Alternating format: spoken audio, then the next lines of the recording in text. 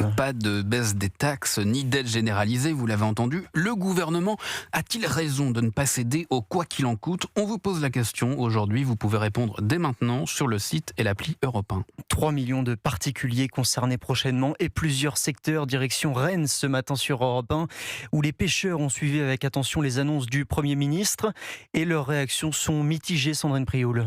10 à 15 centimes d'aide supplémentaire, 3 semaines après le premier effort gouvernemental de 20 centimes. C'est pas ça qui couvrira toute la hausse des charges de ce pêcheur, mais tout juste ce qui lui permet de sortir son bateau. On fera 2 jours là parce qu'il y a de la route. Là il y a 8 heures de route là où on s'en va.